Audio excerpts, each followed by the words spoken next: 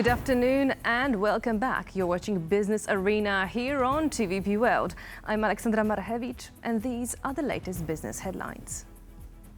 Despite repeated threats from Slovak Prime Minister Robert Fico, Slovakia's grid operator SEPS has confirmed that it will continue supplying Ukraine with electricity. Slovak state-owned grid operator SEPS will continue providing electricity supplies to Ukraine as per the contract it had signed last spring with Ukrenergo, under which it can supply up to 150 megawatts of electricity to the Ukrainian transmission system as part of emergency assistance. In reality, Ukraine's needs have been much higher. From January to November of 2024, Slovakia has exported nearly 2.5 terawatt hours of electricity, and that's 3.5 times the volume set the previous year. This news comes after Slovak Prime Minister Robert Fico had repeatedly threatened Kyiv in recent days with cutting off these supplies in response to Ukraine's halting of the transit of Russian gas through its territory. Russian gas has stopped flowing through Ukraine, and with that, Moscow can say goodbye to billions in revenue. However, this isn't enough to create a serious dent in Russia's energy business and the Russian economy as a whole. Now that Ukrainian pipelines have stopped delivering Russian gas to stoves like these in Europe, Russia will find its coffers a little bit emptier than before. Experts estimate that halting gas transit via Ukraine will cost Russia around $7 to $8 billion in lost revenue, amounting to roughly 10% of the country's gas exports. Gazprom used to be the main cash cow for the Russian government and Putin and his cronies, and that's no longer the case. So what this has led to is more competition among the oligarchic elite groups because there's less money going around. At the same time, the price of Russian oil is anticipated to remain around $70 a barrel for most of 2025.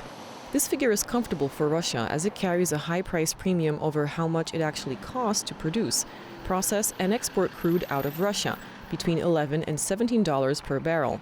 After a dip in GDP in 2022, Russia's economy rebounded by more than 3% in 2023 and almost 4% last year.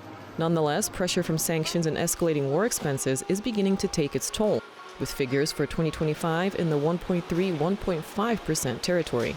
The economy not growing fast enough and falling energy revenue spell budgetary problems.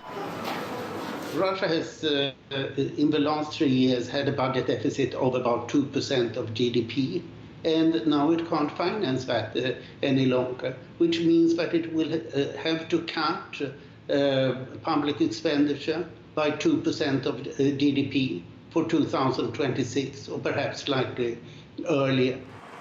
Russia's ability to weather recent economic challenges rested on 3 pillars: substantial pre-war reserves, stable revenues from oil and gas, and a strategy that minimized the war's impact on daily life.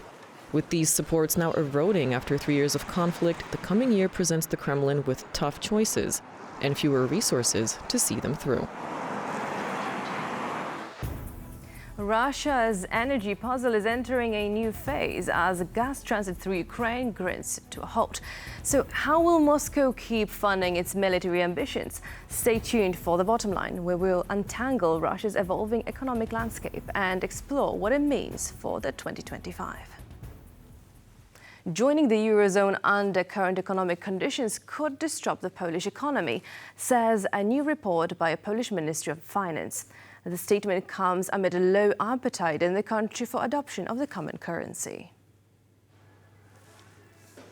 According to the ministry, differences between Poland's economy and the Eurozone, particularly in terms of GDP per capita, could lead to economic instability if Poland were to adopt the new euro now. The so-called convergence report also emphasizes that Poland is still in a phase of catching up with more developed economies, highlighting gaps in economic structure and business cycles. However, officials also noted that long-term reforms aimed at boosting productivity and economic potential could gradually increase alignment with Eurozone countries, making future membership more viable.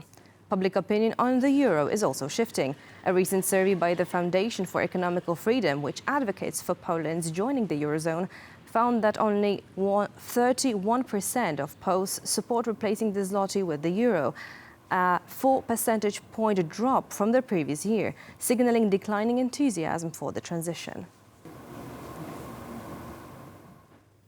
Year-end figures will soon be flowing in for various sectors of the Polish economy. Most are bracing themselves for disappointment, but not the banks. They are set for another record year.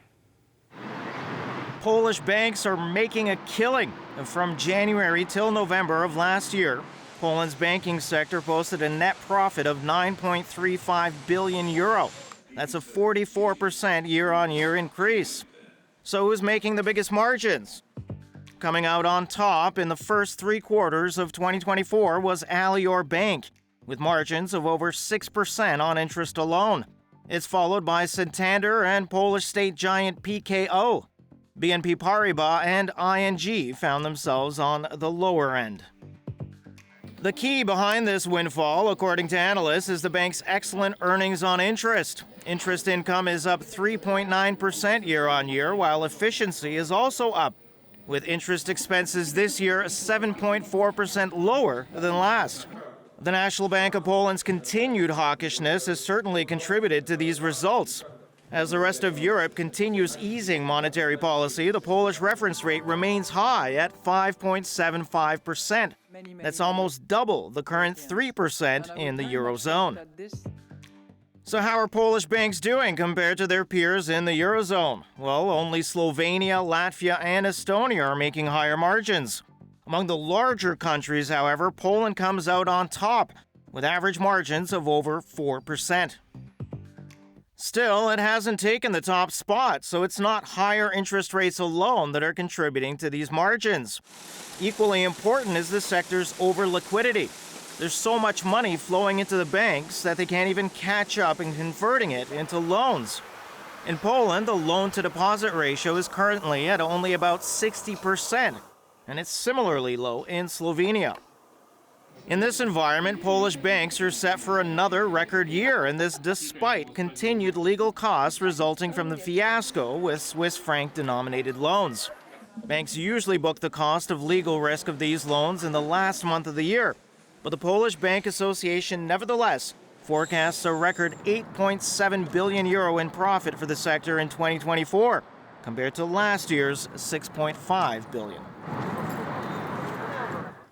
And that is all for our business news updates today. But for more business stories, check out tvpworld.com.